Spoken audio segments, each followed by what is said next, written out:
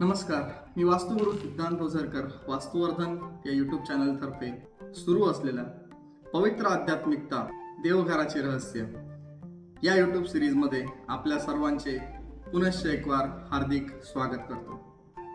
मागच्या व्हिडिओमध्ये आपण बघितलं की वास्तुशास्त्रानुसार देवघराची जागा ही कोणत्या ठिकाणी असावी।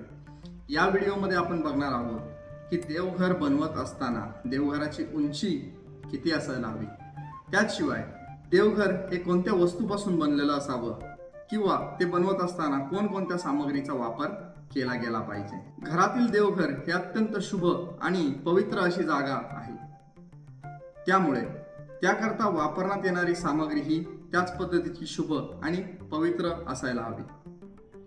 वास्तुशास्त्रानुसार देवघराची उंची अशी सांगितलेली आहे की ज्या उंचीमध्ये आपण आपले देव आपल्या डोळ्यासमोर एका सरळ रेषेत बघू शकतो इतपत आपल्या देवघराची उंची असायला हवी।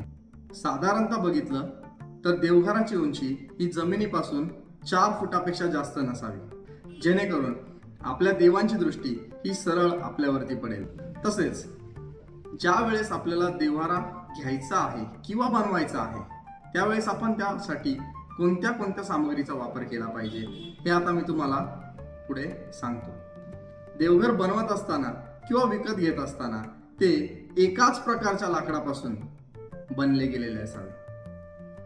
आता शास्त्रात सांगितलेल्या अनुसार एकाच प्रकारचे लाकूड घेण्यामागे काही विशिष्ट कारण आहे। एकाच प्रकारच्या लाकडामुळे एकसंध अशी ऊर्जेची निर्मिती त्या देवघरातून होते व ती एनर्जी आहे किंवा ती जी ऊर्जा आहे ती आपल्याला एक स्वरूपात एकसंध पद्धतीने मिळत जाते। वास्तुशास्त्राचे जे प्राचीन ग्रंथ आहेत जसं की मयमतम, मानसार, विश्वकर्मा प्रकाश यामध्ये सांगितलेल्या अनुसार देवघराचे लाकूड हे सात्विक असावे।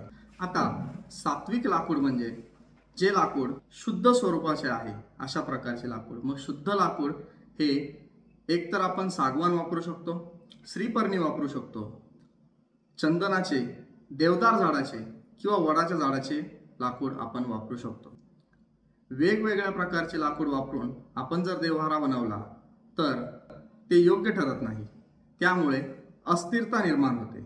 वेगवेगळ्या प्रकारचे लाकूड एकत्र करून बनवला गेलेला जो देवघरा आहे त्यामुळे एनर्जीचे एकत्रीकरण होत नाही व त्याचा आपल्याला त्रास होऊ शकतो। त्यामुळे सर्वांना एकच विनंती आहे की देवघरा बनवत असताना कधीही प्लाऊडचा, ॲक्रेलिकचा किंवा इतर तत्सम पदार्थ जे नवीन बाजारामध्ये उपलब्ध आहेत अशा गोष्टींचा देवघरा घेताना टाळावे।